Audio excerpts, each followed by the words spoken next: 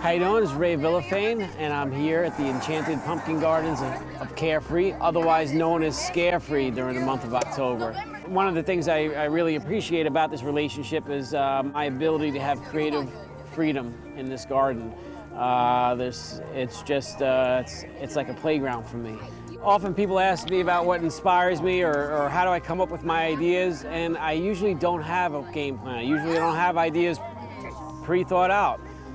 I think the underlying thing that I have is optimism and just a desire to have fun.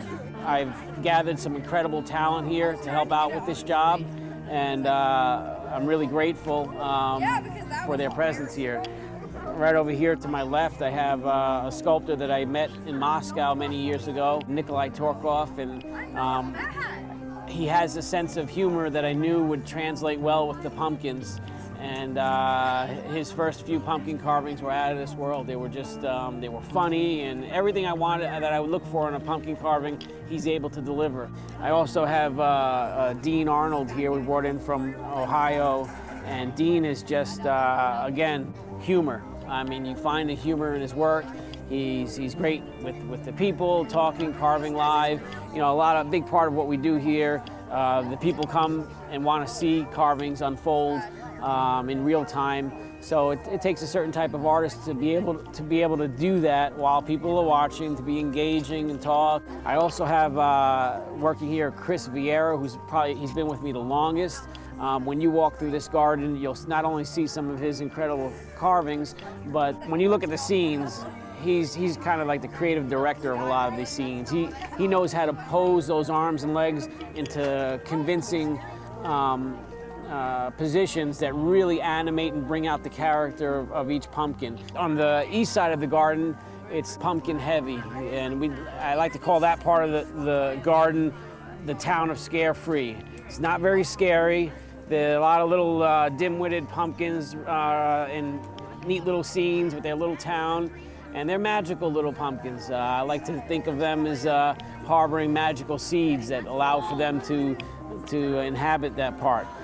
But on this side of the garden, we have Crow Creek. But the scarecrows on this side, they're a little bit greedy for those magical seeds, so they like to extract those powers through roasted pumpkin seeds in a tasty way. And then we also have a Frankenstein's lab trying to extract all the powers from those pumpkin seeds. So it's got a little bit of a conflict going on here. So this is an Atlantic giant. This variety of pumpkin can grow up to 50 pounds a day.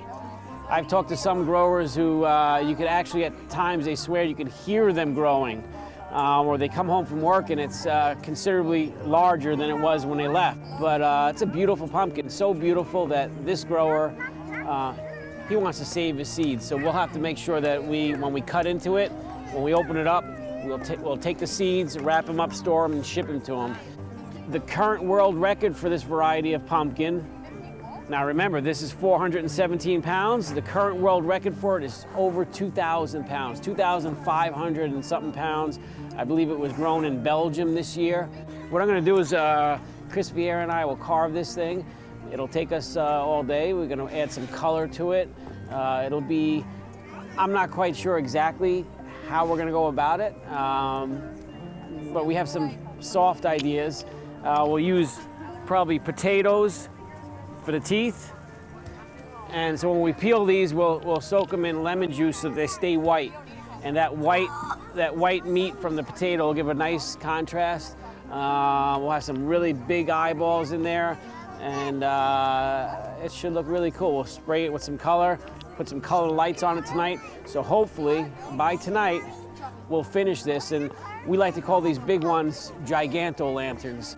But anyway, it's all fun. We're just having fun playing with pumpkins and scarecrows. So.